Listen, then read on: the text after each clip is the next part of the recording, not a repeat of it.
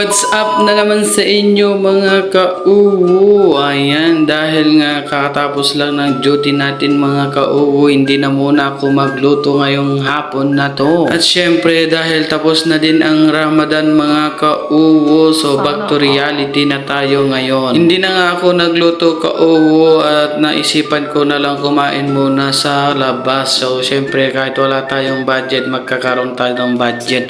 Charis lang. Syempre wala tayong kasabay kasi single. May budget naman tayo ka-uwo. Sakto lang. Hindi naman ganun karami. At dahil tapos na ang Ramadan ka-uwo, ayan, back to reality tayo. Kakain tayo sa variety restaurant. Yung paborito kong pagkain. At andyan na ako sa baba ka-uwo. At nakasabayan natin nga mga player ng basketball at badminton. Ay este, volleyball. Ay, hindi, basketball pala to mga ka-uwo. Inagahan ko ang pumunta ka-uwo dahil mag-isa lang naman tayo, so wala tayong dapat hintayin.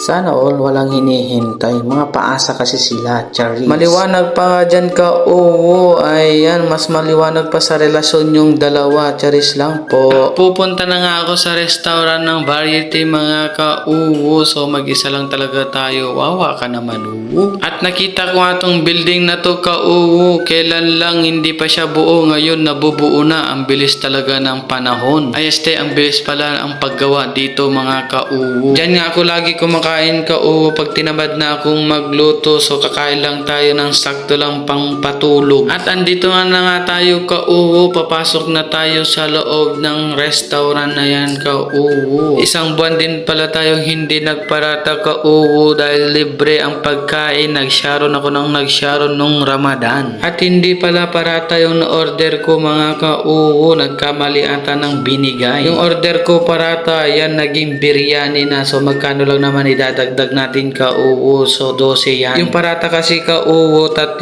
piraso lang yun. Nasa sayo kung magdagdag ka. So mag-add ka ng 150 real mga ka-uwo. Mura lang naman siya. Kung malalim naman ang bulsa ng short mo ka-uwo, ayan, mag-only rice ka kung gusto mo lang. So hanggang dyan na lang ka-uwo ang aking video. Maraming salamat sa inyong lahat. Kita-kits na naman tayo sa susunod kong video. Sorry na. God bless.